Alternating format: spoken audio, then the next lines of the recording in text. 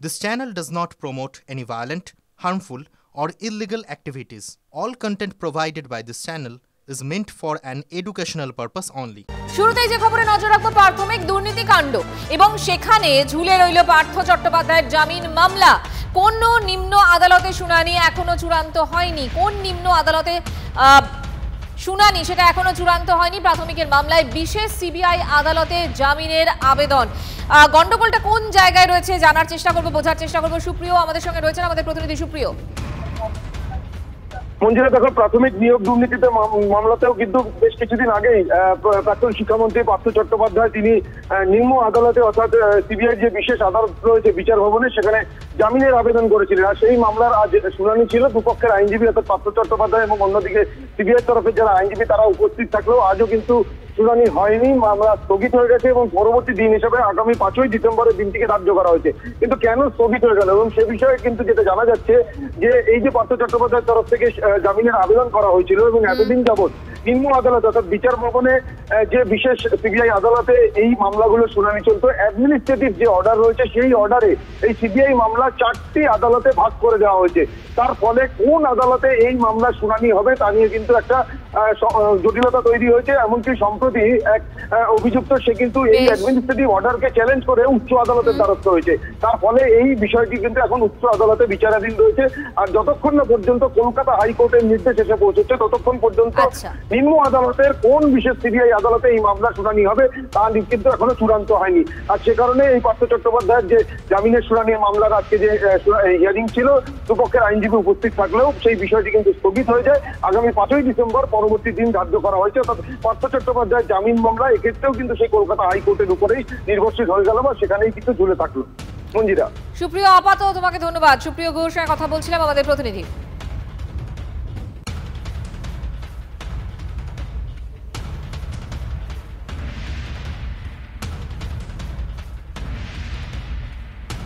এই মুহূর্তে কলকাতা পুরসভার দিকে নজর রাখতে হবে, কারণ সেখানে যখন অধিবেশন চলছিল তখন বক্তব্য রাখার চেষ্টা করছিলেন সজল ঘোষ, কিন্তু তাকে বাধা দেওয়া হয় এবং তারপরে হই হট্টগোল বলে জানা যাচ্ছে। অর্থাৎ এই মুহূর্তে কলকাতা পুরসভায় তুলকালাম এমন খবরই আমরা পাচ্ছি।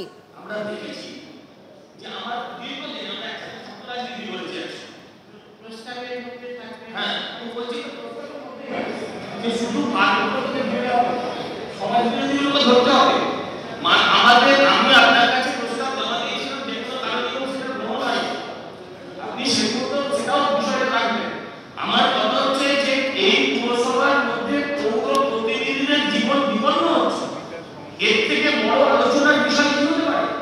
মেয়র উষ্মা প্রকাশ করছেন পুলিশের প্রতি, পুলিশের প্রতি উষ্মা প্রকাশ করার পরের দিন বলছেন আমি অসহায় এই হাউসে তার ব্যবস্থা নিতে হবে। আমাদের প্রস্তাব, আমাদের প্রশ্ন যদি সেখান থেকে রিজেক্ট হয়ে যায় তাহলে আমরা বলবো কোথা? আমাদের কথা বলতে হবে স্বরূপ আমরা সঠিক। আমরা যদি এখান থেকে সঠিক করে কাজ রক্ষা রাখতে পারি, বিরোধী কথা বাড়তে হয় তাহলে প্রস্তাবের বাইরে নয়। শান্ত ভট্টাচার্য আমাদের প্রতিনিধি এই মুহূর্তে আমাদের সঙ্গে টেলিফোনে রয়েছেন। শান্ত, ঠিক কি নিয়ে গন্ডগোল, কখন গন্ডগোল? সজল ঘোষ দেখতে পাচ্ছি আমরা বক্তব্য রাখছিলেন অধিবেশনে। দেখো, এই কলকাতা পুরসভার মাসিক অধিবেশন যে জমি বিতর্ক নিয়ে তত্ত্ব হবে সেটা স্বাভাবিক ছিল। সেই মতোই আজকে তৃণমূল কাউন্সিলর মিনাক্ষী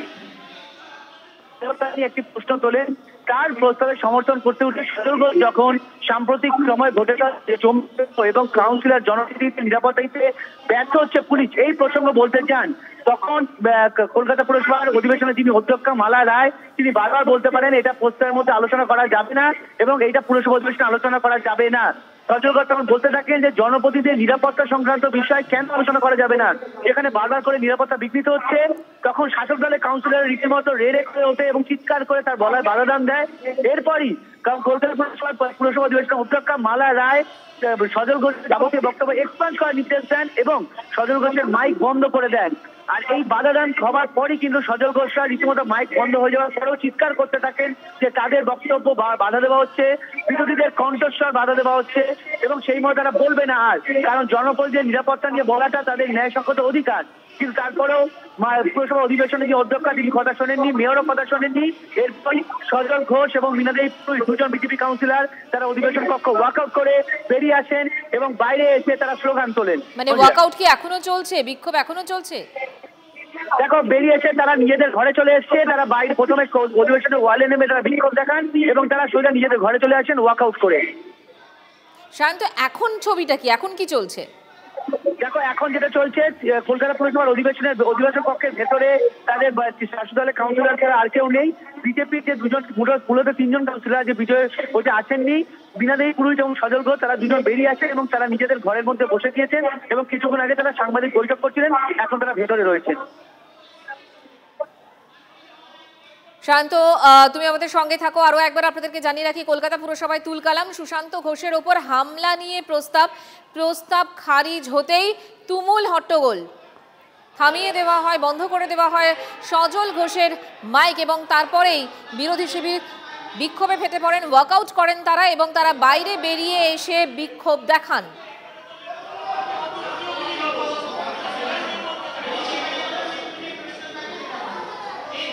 সেই সময় যে ঘটনা ঘটেছে সেই সময়কার ছবি দেখাচ্ছি আপনাদের।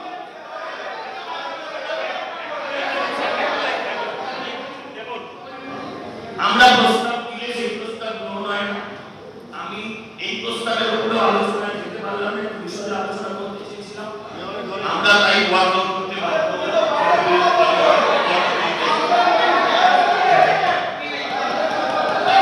সজল ঘোষ বক্তব্য রাখছিলেন এবং তারপর তার মাইক বন্ধ করে দেওয়া হয়, এমনটাই অভিযোগ।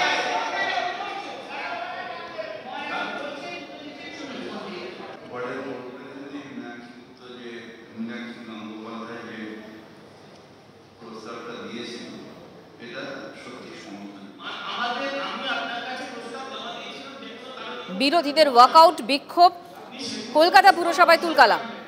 আমার কথা হচ্ছে যে এই পুরসভার মধ্যে পৌর প্রতিনিধিদের জীবন বিপন্ন হচ্ছে। এর থেকে বড় আলোচনার বিষয় কি হতে পারে? মেয়র উষ্মা প্রকাশ করছেন পুলিশের প্রতি উষ্মা প্রকাশ করার পরের দিন বলছেন আমি অসহায় পুলিশ পাবো। এই হাউসে তার ব্যবস্থা নিতে হবে। আমাদের প্রস্তাব, আমাদের প্রশ্ন যদি সেখান থেকে রিজেক্ট হয়ে যায় তাহলে আমরা বলবো কোথায়? আমাদের কথা বলতে হবে স্বরূপ আমার সঠিক। আমরা যদি এখান থেকে সঠিক সরকার ব্যবস্থা না করতে পারি, বিরোধী কথা বাদ দিলাম, তাহলে প্রস্তাবের বাইরে নয় আপনার পক্ষে, প্রস্তাবের বাইরে নয় আপনার পক্ষে কথা বলছি। আপনার পক্ষে সারা শহরে জমি মাফিয়ার কথা চলছে, জমি মাফিয়া, জমি দখলদারের কথা চলছে। আপনারা আমাকে বলুন, যদি এই রকম না আমি প্রস্তাব যে ছবি আপনাদের আমরা দেখাচ্ছি, কলকাতা পুরসভায় আজ অধিবেশন এবং এই অধিবেশন চলাকালীন সজল ঘোষ যখন বক্তব্য রাখছিলেন, তার বক্তব্যের মূল বিষয় ছিল সুশান্ত ঘোষের ওপর হামলা এবং শহরে গুলি বোমা খোলামকুচি। আবার বিজেপির ঘাড়ে চাপানোর জন্য ব্যবহার করা হবে। আরেকটা শোক প্রস্তাব এখানে পাঠ হবে, একজন খাচ্ছে আর একজন লাইনে দাঁড়িয়ে আছে, তাকে আবার সামনের দিন দাঁড় করিয়ে দেওয়া হবে। এরা ইউজ অ্যান্ড থ্রো, এই দলে আর কোনো ব্যাপার নেই। কদিন আগে ভাইপো কি বলেছে, আনুগত্যের কোনো দাম নেই, পারফরমেন্সের দাম। পারফরমেন্স মানে যতদিন মাল দিতে পারছে। আর কি বলে, আর কি বলে, কংগ্রেস সিপিএম বসে আছে, কংগ্রেস সিপিএম ওখানে বসে আছে, তারা এ বিষয়ে একটা রাও কাটেনি, তারা এ বিষয়ে পাশে দাঁড়ানো তো দূরের কথা। এটা তো কোনো রাজনৈতিক এজেন্ডা ছিল না, এটা তো কোনো রাজনৈতিক এজেন্ডা ছিল না। বিইং আ কাউন্সিলর, আমি সেই কাউন্সিলরের পাশে দাঁড়াতে চেয়েছিলাম। আর বিইং আ কাউন্সিলর ফ্যাটার্নিটির উপর যে বারবার হামলা হচ্ছে, কোথাও তপন দত্ত, কোথাও তপন কান্দু, কোথাও হচ্ছে অনুপম দত্ত, এদের মধ্যে 3 জনের মধ্যে একজন ছাড়া বাকিরা সব তৃণমূলের। এমএলএ মার্ডার হচ্ছে এই রাজ্যে, সবই তো তৃণমূলের। আর খুনিদের নাম সব তৃণমূল, সব খুনিরা তৃণমূল। দেখলেন তো, সামনে দেখলেন, ইন্ডিজোটের দায়িত্ব পালন করলেন, একটা কথা বললেন না। একটা কাউন্সিলরের ওপর গুলি চললো, ভাগ্যক্রমে বেঁচেছে, নয়তো আজকে স্ত্রী বিধবা হতেন, ছেলেরা অনাথ হতো। আর সেখানে পুরো হাউস আমাদের কথার বিরোধিতা করছে, লজ্জা পাওয়া। আজকে লজ্জার বিষয় আছে, আমাদের বিরোধিতা করছে, আমরা ওদের সাপোর্ট করছি, আমরা তো ওদের সাপোর্ট করছি আর ওরা বিরোধিতা করছে আমাদের। বলে আপনারা খালি প্রেসে দেখাচ্ছেন, আমরা প্রেসে দেখাচ্ছি, আমরা দেখাচ্ছি তোমরা কি কাজ করছো। বলছি সজলদা, খোদ মেয়র তিনি বলছেন যে পুলিশের ইন্টেলিজেন্স কোথায়, এটা দুর্ভাগ্যজনক নয়? একদম পুলিশের ইন্টেলিজেন্সের কথা আমি বলছি না, কিন্তু সেই কথাগুলো যখন এখানে বলতে যাচ্ছি তখনই আমাদের গলা টিপে যাচ্ছে। আর কি করতে পারে, আর কি বলতে পারে? সোনা পাচার বন্ধ হয়েছে, লোহা পাচার করছে। সোনা পাচার বন্ধ হয়ে গেছে, তাই লোহা পাচার করছে। বালি পাচার আর কয়লা পাচার নিয়ে মুখ্যমন্ত্রী মুখ খুলেছে কেন? আর কিছু বলেনি কেন? এটা ভাইপোর দিকে টার্গেট, এটা ভাইপোর দিকে টার্গেট। আর নিচুর তলার পুলিশ কর্মীদের বলি যে পুলিশ তুমি জাগো। আজকে অভিজিৎ মন্ডল টালা থানার ওসি, আপনি বিশ্বাস করেন সে যা করেছে নিজের ইচ্ছায় করেছে, নিজের দায়িত্ব করেছে? সমস্ত কাজটা তাকে দিয়ে করানো হয়েছে, আজকে জেলে ঢুকে গেছে, কেউ তার পাশে নেই। বরাবরী থানার ওসি, তাকে আজকে সাসপেন্ড করে দেওয়া হয়েছে, কেউ তার পাশে নেই। কিন্তু সব কিছু নিজের ইচ্ছায় করেছে। সে একটা ছিটে ফোঁটা পেয়েছে, ছিটে ফোঁটা খেয়েছে। বাকি মোটা মোটা টাকাটা যারা নিয়ে গেছে তারাই আবার সাসপেনশন সই করেছে।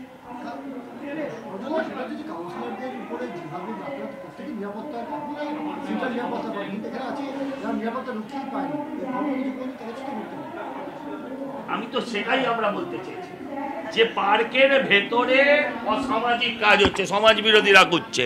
আচ্ছা, সেই পার্কের দরজা বন্ধ হয়ে গেলে সমাজ বিরোধীরা কি বাড়ি চলে যাবে? এই সমাজ বিরোধীরা পার্কের আশেপাশে ঘুরবে, আর আমার বাড়ি তো পার্কের পাশে। এই সমস্ত কাউন্সিলরদের নিরাপত্তা কে দেবে? এই কথা বলতে চেয়েছিলাম। পার্কের ভেতর জনগণের নিরাপত্তা কোথায়? এই কথাই তো বলতে চেয়েছিলাম। জনগণের কথা, কাউন্সিলরদের কথা বলতেই তো হলো না। আরে ওটা তো আমি মেয়রেরই কথা বলছিলাম। মেয়র তো বেচারি চিৎকার করছিলেন এনাফ ইজ এনাফ। আমার কথা নয়, আপনি ক্লোজ করলে চোখে জলও দেখাতে পারতেন সেদিন মেয়রের। আরে তার সতীর্থ কাউন্সিলর, এই ছেলেটি 21শে জুলাইয়ের গুলি খাওয়া ছেলে, এখন তোলা তোলা ছেলে হয়ে গেছে সেটা আলাদা কথা, কিন্তু এই ছেলেটি 21শে জুলাইয়ের গুলি খাওয়া ছেলে, এই স্বরূপ, এটা ভুলে যাচ্ছে। তার নিয়ে তাকে গুলি করে মারার চেষ্টা হচ্ছে, সেই নিয়ে যদি আমি সরব হতে চাই আমরা একটা বিরোধী দলের থেকে, তাহলে মাইক বন্ধ হয়। এর থেকে লজ্জার আর কি হতে পারে এই রাজ্যে? এর থেকে লজ্জার আর কি হতে পারে? 21শে জুলাই গুলি খাওয়া ছেলে স্বরূপ, এখন গুলির বদলে তোলা খাচ্ছে, টাকা তুলে খাচ্ছে, সেটা অন্য কথা।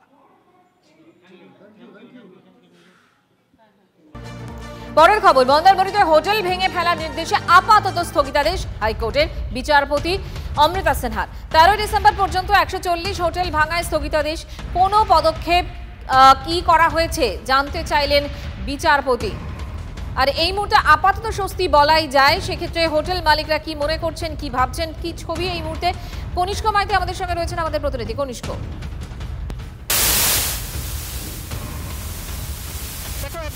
হাইকোর্টের এই নির্দেশ গত কয়েকদিনের মধ্যে যে এই একটা অস্থির পরিস্থিতি তৈরি হয়েছিল অন্তত যেন মন্দারমণিতে, এই মন্দারমণিতে আজকে এই পর্যবেক্ষণ নিয়ে রীতিমতো স্বস্তি রয়েছে মন্দারমণি এলাকায়। আমি কথা বলে নেওয়ার চেষ্টা করব মন্দারমণি হোটেল অ্যাসোসিয়েশনের সম্পাদক মুস্তাক দার সঙ্গে। দাদা, কোর্টের আজকের রায় কতটা স্বস্তি আপনাদের? স্বস্তি তো আমাদের ফিরিয়েছে। প্রথমে আমি কৃতজ্ঞতা জানাবো আমাদের মহামান্য আদালতকে। আমরা নিশ্চিতভাবে আস্থা রাখি আদালতের উপরে। যেহেতু 140খানা হোটেলের যে ভাঙার যে নির্দেশিকা জারি হয়েছিল সেটাকে স্থগিত দেওয়ার জন্য আমরা সবাই হোটেল মালিক তথা আমরা গ্রামবাসী আমরা সবাই মিলে খুশি এবং আনন্দিত। তার সঙ্গে আমি কৃতজ্ঞতা জানাবো মাননীয় মুখ্যমন্ত্রীকে, যেহেতু এটা প্রথমে উনি আমাদের পাশে থাকার জন্য যে ঘোষণা করেছিলেন, আমরা আমাদের এলাকার বিধায়ক ওনার মাধ্যমে আমরা জানতে পেরেছিলাম, তার জন্য ওনাকেও আমরা কৃতজ্ঞতা জানাই। এই যে বেশ কিছুদিন ধরে একটা অভিযোগ উঠছে যে আপনারা হোটেল নির্মাণ করছেন, অবৈধ হোটেল, পরিবেশ বিধি মানছেন না, এটা কি সত্যিই অবৈধ? না, অবৈধ বলে কিছু এখানে নেই, কারণ আমরা পঞ্চায়েতের পারমিশন নিয়ে রায়ের জমির উপরে আমরা হোটেল তৈরি করেছি। যেগুলো পারমিশন লাগার কথা সেগুলো আমরা নিশ্চয়ই পারমিশন পেয়েছি। আর যেগুলো আইনি জটিলতা আছে, আমরা দীর্ঘদিন ধরে 1998 সাল থেকে 2024 সাল 26 বছর ধরে তিল তিল করে গড়ে উঠেছে মন্দারমণি। সেখানে আমরা বারবার সব দপ্তরের কাছে আমরা দ্বারস্থ হয়েছি, আমরা বারবার বলেছি আমাদের আইনি জটিলতা। আপাতত স্বস্তিতে রয়েছেন হোটেল মালিকরা।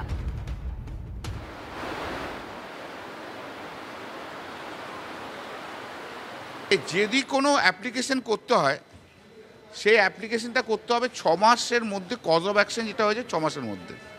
এখানে হোটেলগুলো তৈরি হয়ে গেছে 96 থেকে তৈরি হয়েছে 2011-12 পর্যন্ত। 2019-এ অ্যাপ্লিকেশন কী করে হলো? তো মাননীয় বিচারপতি আজকে শুনে এখন যতগুলো ডিমোলিশন বলেছে, ভেঙে দিতে বলেছে, সেটাকে স্টে করে দিলেন। 13 ডিসেম্বর পর্যন্ত স্টে হয়ে রইল।